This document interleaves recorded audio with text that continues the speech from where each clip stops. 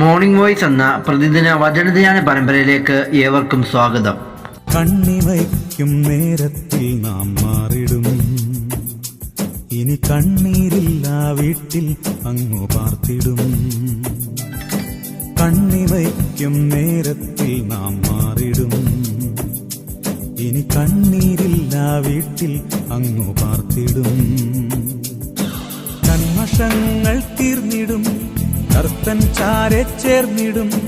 കന്മഷങ്ങൾ തീർന്നിടും, കർത്തൻ ചാരെ ചേർന്നിടും. കൺകളുയർത്തി കാത്തിരിക്കണ നാളുകൾ ഏറെയില്ല, കാലങ്ങൾ നീളുകില്ല. നാഥൻ യേശു വരുവാൻ കാലമായി. നാളുകൾ ഏറെയില്ല, കാലങ്ങൾ നീളുകില്ല. നാഥൻ യേശു വരുവാൻ കാലമായി. ഇന്ന് ദൈവവചനത്തിൽ നിന്ന് കർത്താവിന്റെ ദാസൻ വിനോദ് തോമസ് കോട്ടയം ധ്യാനചിന്തകൾ പങ്കുവയ്ക്കുന്നു. പ്രാർത്ഥനകൾ ശ്രവിച്ചാലും. ദൈവത്തിൻ്റെ വലിയ നാമം മഹത്വപ്പെടുമാറാകട്ടെ. മോർണിംഗ് വോയിസിലൂടെ ദൈവവചനം ശ്രവിക്കുന്ന എല്ലാ പ്രിയപ്പെട്ടവർക്കും കർത്താവായ യേശു ക്രിസ്തുവിൻ്റെ നിസ്തുല്യമായ നാമത്തിലുള്ള സ്നേഹവന്ദനം അറിയിക്കുന്നു. പത്രോസിൻ്റെ ഒന്നാം ലേഖനം 1-ാം അധ്യായം അതിൻ്റെ 3-ാമത്തെ വാക്യം വായിക്കുവാൻ ആഗ്രഹിക്കുന്നു. നമ്മുടെ കർത്താവായ യേശു ക്രിസ്തുവിൻ്റെ പിതാവായ ദൈവത്തിന് സ്തോത്രം.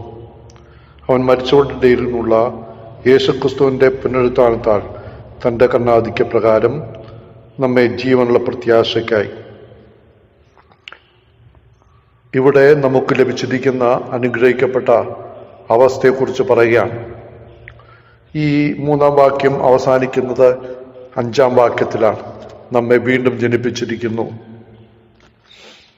അപ്പം നമ്മെ വീണ്ടും ജനിപ്പിച്ചതിലൂടെ നമുക്ക് ലഭിച്ച അനുഗ്രഹങ്ങളെക്കുറിച്ചാണ് നമുക്കിവിടെ കാണുവാൻ സാധിക്കുന്നത്. ആ വീണ്ടും ജനനത്തിൻ്റെ അടിസ്ഥാനം യേശുക്രിസ്തുവിനെ പിതാവായ ദൈവം മരിച്ചവരുടെ നിന്ന് പുനരുത്ഥാനം ചെയ്യിപ്പിച്ചു, അല്ലെങ്കിൽ ഉയർത്തെഴുന്നേൽപ്പിച്ചു എന്നുള്ളതാണ്. നമ്മളുടെ വീണ്ടും ജനനത്തിൻ്റെ ഉറപ്പ് എന്നുള്ളത് യേശുക്രിസ്തുവിൻ്റെ ഉയർത്തെഴുന്നേൽപ്പിലാണ്. കാരണം യേശുക്രിസ്തുവിൻ്റെ ഉയർത്തെഴുന്നേൽപ്പിലൂടെയാണ് നമ്മുടെ വിശ്വാസം, നമ്മുടെ പ്രത്യാശയൊക്കെ അടിസ്ഥാനപ്പെട്ടിരിക്കുന്നത്. യേശുക്രിസ്തു ഉയർത്തെഴുന്നേറ്റതുകൊണ്ട് നമുക്കും ആത്മീയമായ ഒരു ഉയർത്തെഴുന്നേൽപ്പ് ലഭിച്ചിരിക്കുന്നു. അതാണ് നമ്മുടെ വീണ്ടും ജനനം. മാത്രമല്ല, ഭാവിയിൽ കർത്താവായ യേശുക്രിസ്തു മടങ്ങി വരും. അപ്പോൾ നമുക്ക് ആശ്ചര്യമായ പുനരുത്ഥാനം ലഭിക്കും, രൂപാന്തരം ലഭിക്കും. അതിൻ്റെ ഉറപ്പ് യേശുക്രിസ്തുവിൻ്റെ ഉയർത്തെഴുന്നേൽപ്പാണ്. ആ ഉയർത്തെഴുന്നേൽപ്പിലൂടെ നമ്മുടെ വീണ്ടും ജനനത്തെ ഉറപ്പാക്കിയാണ്. ഇവിടെ പത്രോസ് പറയുന്നത് അത് നിമിത്തം നമുക്ക് ലഭിച്ച ചില അനുഗ്രഹങ്ങളാണ്. നമ്മുടെ കർത്താവായ യേശുക്രിസ്തു ഉയർത്തെഴുന്നേറ്റപ്പോൾ അവിടുന്ന് കർത്താവായിട്ടാണ് ഉയർത്തെഴുന്നേറ്റത്. മരിച്ചവരെയും ജീവനുള്ളവരെയും ന്യായം വിധിക്കുന്ന കർത്താവ്. മരിച്ചവർക്കും ജീവനുള്ളവർക്കും ന്യായം വിധിപ്പാനായിട്ടാണ് യേശുക്രിസ്തു മരിക്കുകയും ജീവിക്കുകയും ചെയ്തത്. ആ ഉയർത്തെഴുന്നേറ്റ യേശുക്രിസ്തുവിനെ കർത്താവെന്ന് വിശ്വസിക്കുകയും ഏറ്റുപറയുകയും ചെയ്യുമ്പോഴാണ് ഒരാൾ രക്ഷിക്കപ്പെടുന്നത്. യേശുക്രിസ്തു നമ്മുടെ കർത്താവാണ്. നാം ആ കർത്താവിനെ അനുസരിക്കുവാനും അവിടുത്തെ കർത്തൃത്വത്തിന് കീഴ്പ്പെട്ട് ഈ കർത്താവാകുന്ന യേശുക്രിസ്തു ഉയർത്തി ആ കർത്താവിനെ അനുസരിച്ച് മുന്നോട്ട് പോകേണ്ടതാണ്. മാത്രമല്ല, ഇവിടെ നമ്മുടെ കർത്താവായ യേശുക്രിസ്തുവിൻ്റെ പിതാവായ ദൈവത്തിന് സ്തോത്രം. യേശുക്രിസ്തുവിനെ കർത്താവായി അംഗീകരിക്കുമ്പോൾ ആ കർത്താവായ യേശുക്രിസ്തുവിൻ്റെ പിതാവ് നമ്മുടെ പിതാവായി തീരാം. കർത്താവ് പറഞ്ഞു, ഞാൻ എൻ്റെ പിതാവിൻ്റെയും നിങ്ങളുടെ പിതാവിൻ്റെ അടുക്കലേക്ക് കയറിപ്പോന്നു. യേശുക്രിസ്തു നമ്മുടെ കർത്താവായപ്പോൾ സ്വർഗത്തിലെ ദൈവം നമ്മുടെ പിതാവായി. സ്വർഗീയ ഭവനത്തിലെ ദൈവത്തിൻ്റെ മക്കളായിട്ട് നമ്മൾ തീർന്നു. ആ സ്വർഗത്തിലും ഭൂമിയിലും സകല കുടുംബത്തിലും പേർ വരുവാൻ കാരണഭൂതനായ ആ പിതാവിന്റെ കുടുംബത്തിലെ സ്വർഗീയ ഭവനത്തിലെ അവകാശികളായി തീർന്നു, ആ ഭവനത്തിലെ അംഗങ്ങളായി തീർന്നു. അങ്ങനെ സ്വർഗത്തിലെ ദൈവം നമ്മുടെ പിതാവായി തീർന്നു. അതുകൊണ്ട് ആ പിതാവിന്റെ മക്കൾ എന്ന നിലയ്ക്ക് അവിടുത്തെ പരിപാലനം, അവിടുത്തെ സംരക്ഷണം നമുക്കുണ്ട്. മാത്രമല്ല, നമ്മുടെ ആവശ്യങ്ങളും ഭാരങ്ങളും ആ പിതാവിനോട് പുത്രന്റെ നാമത്തിൽ അപേക്ഷിക്കുമ്പോൾ നമുക്ക് ചെയ്തു തരും. ഒരിക്കലും പിരിയാത്ത ഒരു ബന്ധമാണ്. നാം ആ സ്വർഗീയ പിതാവിന്റെ ഭവനത്തിൽ എത്തിച്ചേരും. കർത്താവ് പറഞ്ഞു, എൻ്റെ പിതാവിന്റെ ഭവനത്തിൽ അനേക വാസസ്ഥലങ്ങളുണ്ട്. നമുക്ക് ഭവനം ഒരുക്കിയിട്ട് കർത്താവ് മടങ്ങി വന്ന് ആ ഭവനത്തിലേക്ക് നമ്മളെ ചേർക്കും. പിന്നെ പത്രോസ് പറയുന്നു, പിതാവിന് സ്തോത്രം ചെയ്യണം.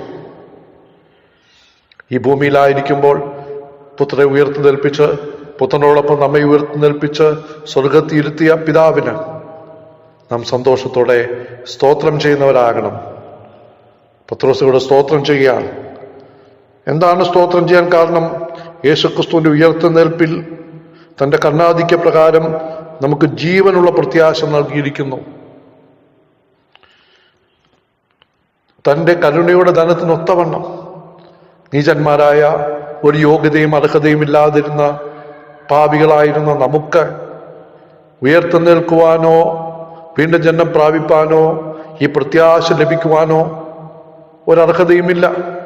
എന്നാൽ ദൈവത്തിന്റെ വലിയ കരുണയുടെ അടിസ്ഥാനത്തിൽ നമ്മുടെ പാപങ്ങളെ നമ്മൾ നേർത്തു മാറ്റി തന്റെ പുത്രമേൽ ചുമത്തി നമ്മുടെ ശിക്ഷയെല്ലാം കർത്താവ് അനുഭവിച്ച് നമുക്ക് ഈ വീണ്ടും ജനനം, ഈ സ്വർഗീയമായ ജനനം ലഭിച്ചിരിക്കുകയാണ്.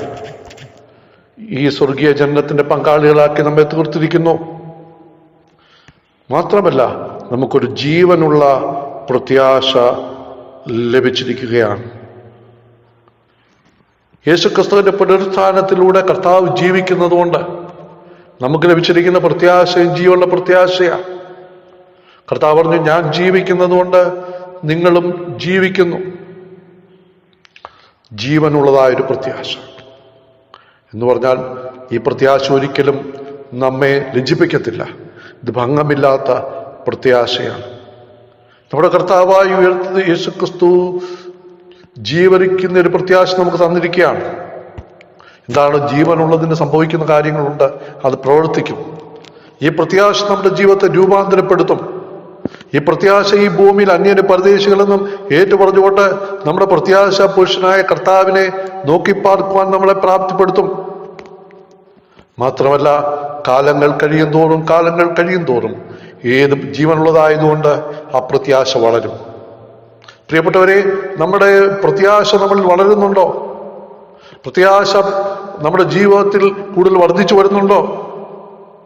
ആ പ്രത്യാശ നോടിനെ കുറിച്ചുള്ള കാഴ്ചപ്പാട്, ആ പ്രത്യാശ നായകന്റെ ഒരു വരവിന് വേണ്ടിയുള്ള ഒരുക്കം, ഇതൊക്കെ നമ്മുടെ ജീവിതത്തിൽ വർദ്ധിച്ചു വരുന്നുണ്ടോ?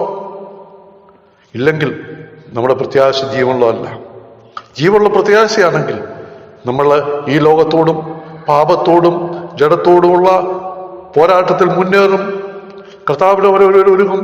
കർത്താവ് എപ്പോൾ വരുമെന്ന് നോക്കിപ്പാർത്ത് കർത്താവിനെ ഇഷ്ടം ചെയ്തുകൊണ്ട് എല്ലാ നല്ല വാക്കിലും എല്ലാ നല്ല പ്രവൃത്തിയിലും സ്ഥിരതയുള്ളവരായിത്തീരും. കർത്താവിന്റെ വരവിന് വേണ്ടി നോക്കിപ്പാർത്തുകൊണ്ട് ജീവിക്കാം. നമ്മെ ഉയർത്തെൽപ്പിച്ചിരിക്കുന്നത് ഒരു ജീവനുള്ള പ്രത്യാശയ്ക്കായിട്ടാണ്. ആ പ്രത്യാശയിൽ വളർന്ന് ആ പ്രത്യാശ പുരുഷനായ കർത്താവിന്റെ വരവിനെ നോക്കിപ്പാർത്തുകൊണ്ട് നമ്മുടെ ജീവിതയാത്ര കഴിക്കാം. ദൈവത്തിന്റെ ആത്മാവ് നമ്മെ സഹായിക്കട്ടെ. നാളുകൾ ഏറെയില്ല, കാലങ്ങൾ നീളുകില്ല, നാഥൻ യേശു വരുവാൻ കാലമായി.